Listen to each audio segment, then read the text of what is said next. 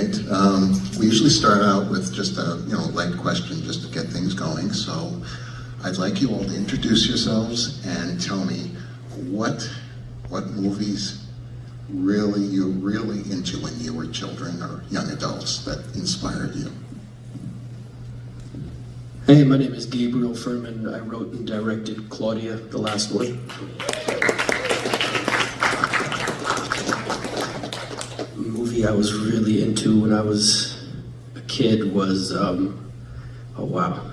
movie called Dogma and Last Temptation of Christ. I'm Dani, Marco, Claudia, our production. Well, I saw it, I was way too young. My older sister showed me 9.5 weeks. That's it, I'll move on. Hi, thank you so much for everybody who came and for having our film. My name is Caterina, director of Afterlink.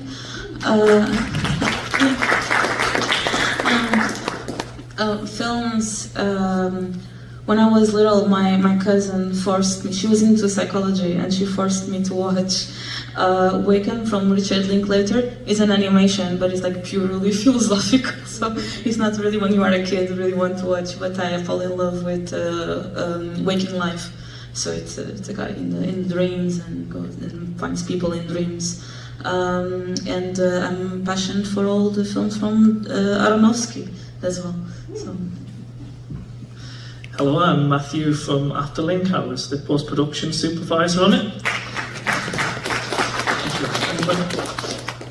And when I was smaller, one of my biggest influences was Ghost in the Shell. If anyone's seen it, it's a manga, it's a bit of a cyberpunk classic. So, Afterlink. So. Gaston Trevado, Afterlink. I was production design and executive producer. Thank you. And I will choose Sleeping Beauty from Walt Disney and Star Wars. Wow, isn't it kind of interesting to see how creative people, the movies that they like when they were like children or young adults, it's kind of fascinating, really. All right, why don't we take some questions? Any questions? Yes. For any of you guys, I never really shot anything myself, but all those looked really, really good. Was that shot with film or on digital? Digital. Right? Wow. Digital, because we're poor and we cannot afford film. We really wanted to shoot in film. If you want your film to look like film, your digital film to look like film, the answer is a very good tool that we used, and we asked if we could use it for free, and they said yes.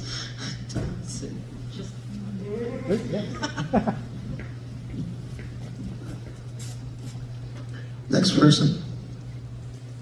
Any others? Yes. We had already talked about this, Caterina, a little bit. You sort of like gave me a hint there was going to be a scene like this, but talk about that scene when the wires come out, because something like that, you have to get actors and everybody in a very special headspace to be okay. And I was curious about that scene. Good, you are the first person who asked us that. Nobody ever asked us that before. So we were supposed to film a tree instead. There was a really freaking tree at the edge in Portugal in the mountain, and it mirrored upside down, and it was the symbology of life and connected to nature, and then all the branches would be wires as well, so we had a morph cut. But our government didn't allow us to film that tree. There's like a protection with forests and fauna, and it's just a lot of bureaucracy, so yeah. So we had to, under pressure, to think about something else that would have the same symbology for a nightmare that Martha has. So it's all about, because women can create life and also death with all the miscarriages and so on. So it's kind of like also kind of a portal for beyond life itself.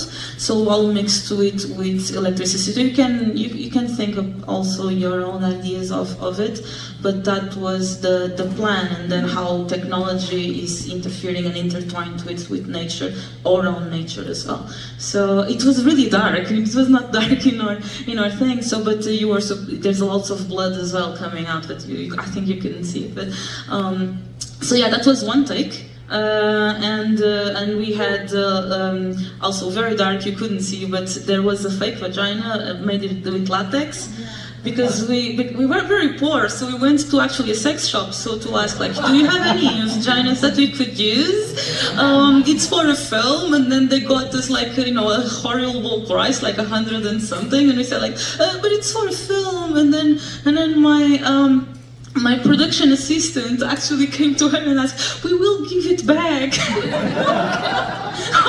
You cannot give it back in a sex shop. So we had to make it our own, and we had 3 hours to make a fake latex vagina. It was Anastasia, or makeup and hair, who did it like all in 3 hours. And then below, attached to a panties is a thing where all the wires and all the fake blood is coming out, so we're in the part where you cannot see. So he did all of that in one take, and it just keeps pulling and pulling. Yeah, and the wires are real. That answered the question, yeah? All right, yes. I'd like to congratulate both of your films.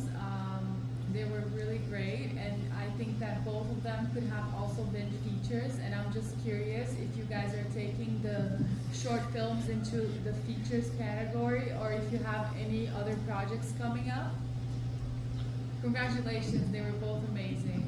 First of all, thank you. Thank you. And congratulations to you, because she's also a filmmaker. Yeah. Yes, Claudia right now is being developed into a TV series. I'm in talks with a showrunner, and I'm also currently shadowing my mentor on a feature film called Maserati, The Brothers, that's being filmed in Italy with Anthony Hopkins, Al Pacino, and Jessica Alba. Excellent question. Actually, Afterlink is also being developed into a TV series where strange phenomena happens with also other characters all around the world, and then they intertwine into like technology. It's like a portal to parallel dimensions, and then they go a little bit of like experimental lane kind of vibe, kind of mixed with Twilight Zone. And all episode they go all together in the end, but then it's kind of like an anthology. Each episode is a new story, but then they got all connected.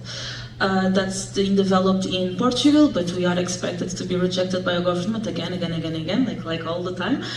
So yeah, we are looking for co-producers, please, to let us know, so we can also make it in another country, because our country will say no to us, because it always does. That's it. Any questions? What? Yes, any others? Yes, sir. To Gabriel, about that song towards the end of the movie that kind of mixes the notification sound with the music itself. I wonder how that idea happened. Was that from the composer, or did it come in the sound design stage? Because that was super cool. You asked about the final song, how that came about? Right. Yeah, so it came about from my partner Dani, who used to be a flamenco dancer, and I like juxtaposition of what is being shown and what is actually happening. Quentin Tarantino's a master at that, and she put me onto this band called Omega that mixes flamenco music with heavy metal. And she played a song, and I said, oh my God, that's perfect. I will never be able to afford that. And so I went to my composer and I said, can you make a song just like this? And he did.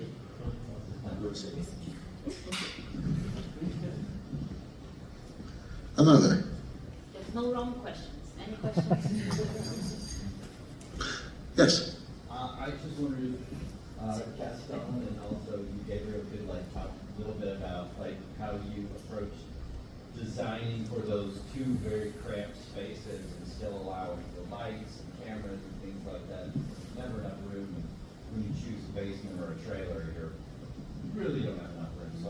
curious how you approach that problem. I'll let my production designer handle that question. Well, you could talk about the lights and the shooting, but and it was tight. But we wanted to make sure that we had one space, obviously limited funds, to make it look like at least one side is shot like an office, you know, and obviously it doesn't reveal till he gets up to pull the plug. But so we discussed that at length, just what angles, where the camera would be, and obviously in front of him. So we had to have extra space and figure it out, and a lot of walls and areas. Yeah, it was a lot. A lot of walls and areas had to be moved often. And then we had the ability to play with the rest of the space, which was the rest of the build for the rest of the basement. Does that answer your question, or do you need more? Okay, good. Thank you. Okay, I start to thank you, all the team, the art department. We have Rebecca, we have Ilka and Randy. They work in huge projects and are kind enough to help all the team to make, at least in my opinion, it's not right to talk about me, but I talk about the others.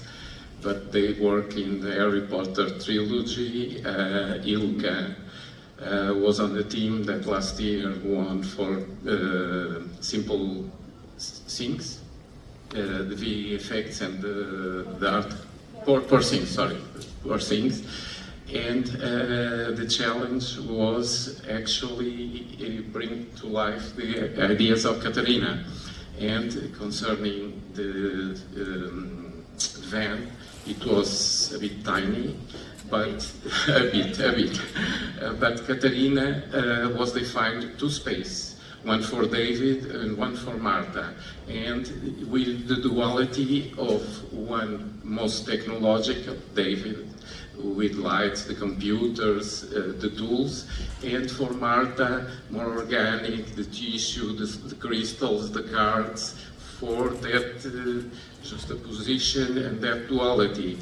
So we have to deal with and find the space, the light, with LED lights to lighting the scene and to give a technological aspect in opposition to a more organic, more natural feel of the space. I hope I respond to your question, Michael. Thank you. Yes. Because we saw these films that talk about AI, and actually, if you notice, there's props that are made with AI. Caterina wants to put the actors in the various places of the world and also create new photos, new image. And if you look closely, you can see that are Polaroids that are made with AI. So it's a full circle. With the film talk about AI, and actually we use in the production props that are made with AI. Okay? All right, sir. Yeah, I was just going to say, these are, I don't know about bleak visions of the world, but certainly harsh ones in many ways. As artists, as filmmakers, what's your outlook on the world today? You made these films probably a year or two ago as well, right? So how have we progressed in our minds? I think the world is merely a reflection of the best and worst qualities of us as humans. And I'm interested in stories where one reaps what they sow, whether good or bad. So even though something might be justified, what is the price one is willing to pay when not being able to just accept things that are outside of their control? So with that, I actually have a pretty positive outlook for the world. I think that change is a constant in an evolutionary way, whether you like it or not, and I believe in the good of humankind, and hopefully that will be reflected in the advancement of AI one way or another.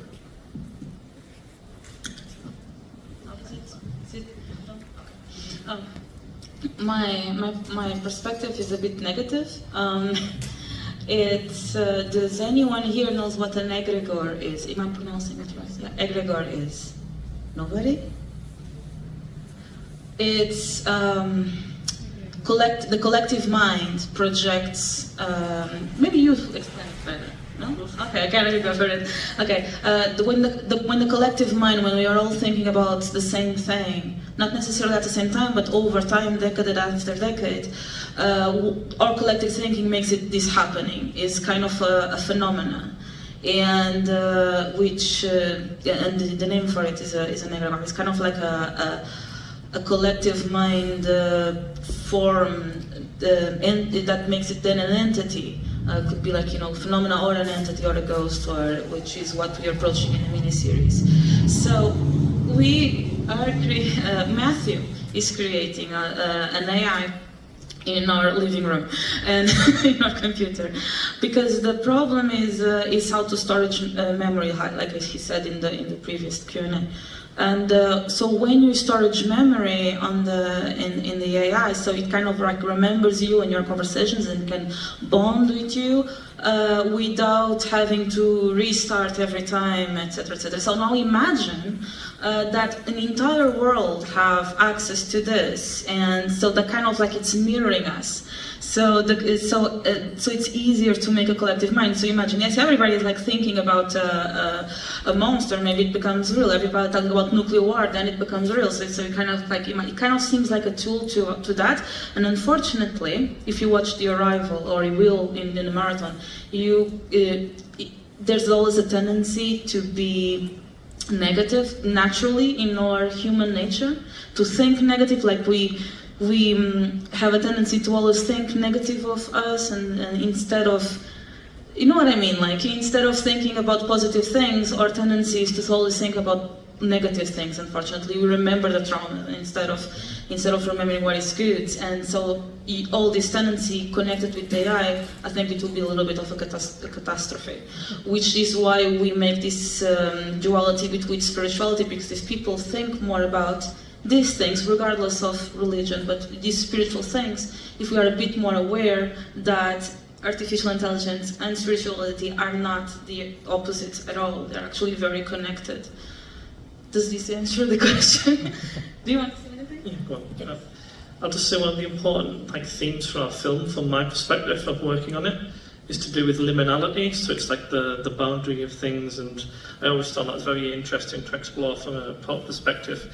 But that's also kind of how I feel about the world. We're at a very, almost like a crossroads, and it's kind of up to us to kind of guide it into a more knowledgeable and better direction. And that is something that was interesting to play about film, and I think it's really important to reflect on. Also, this is not really a theme that comes up in Afterlink, but it was interesting in the film we saw earlier on, is that I think sometimes the absurd and having a good bit of a laugh is a good defence in our current world that we surround ourselves in. So I thought it was really interesting from the earlier film, and that's all I really got to say on that. But liminality, yeah, it's a theme and a lot to keep in mind, because I think that we can influence more than sometimes we give ourselves credit for. Okay, for me, as being here and see all the beautiful movies, make me probably think about the situation, but I've always been a positive person from my childhood, so I hope the challenge that we're dealing now, at least in my area, which is the creation, especially using AI to create image. It is my goal now, and hope to use it in the projects. So, for me, I think it's a positive way to see it as a tool and actually help. And if someone wants to use it as a traditional ways, go for it. If someone wants to try new tools and are open to the opportunities, go try.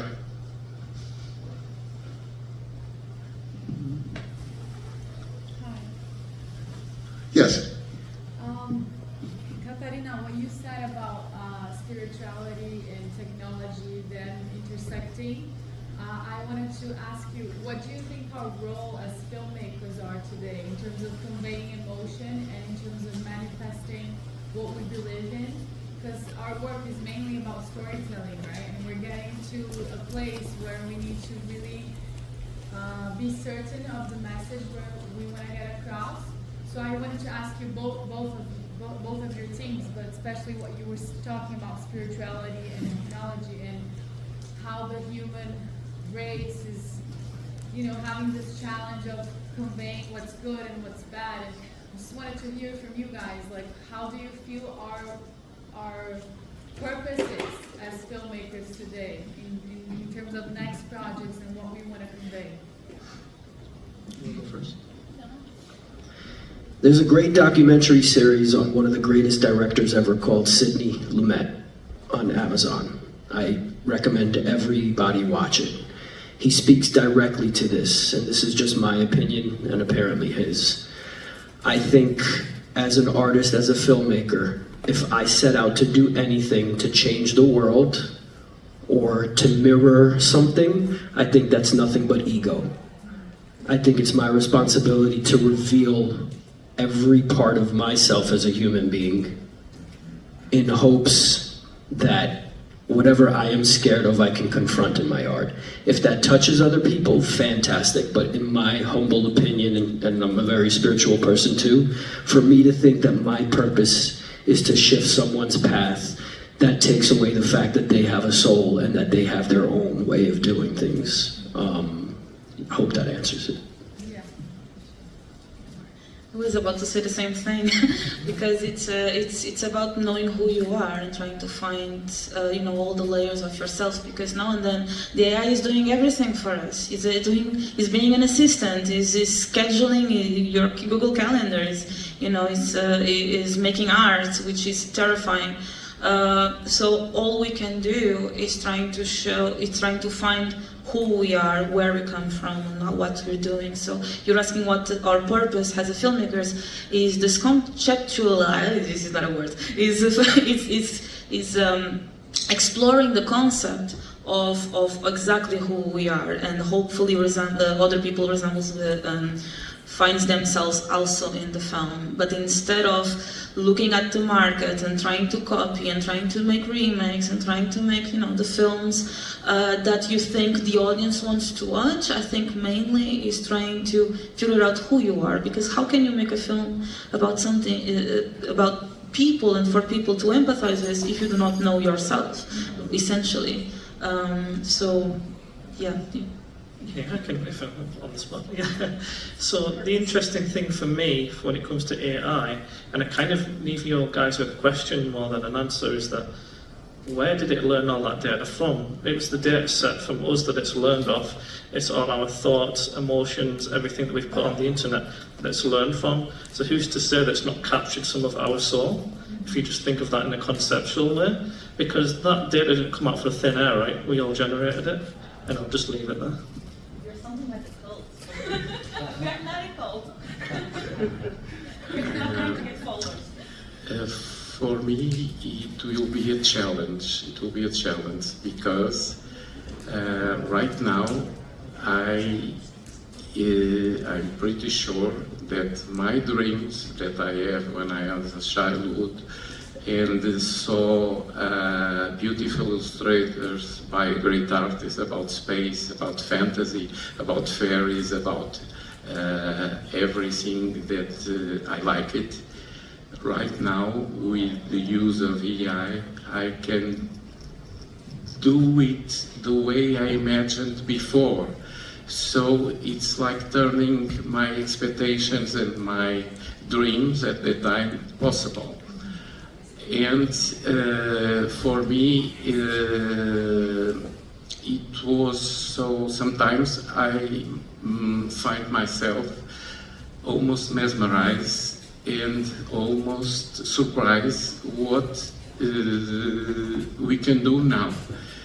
But at least I have the feeling that my thoughts, my imagination is there, at least somehow, because I have to, it's not snapping a finger and the things happen, okay? I contribute with some stuff for producing those images and those animations. All right, thank you. Can we have a round of applause for our awesome filmmakers?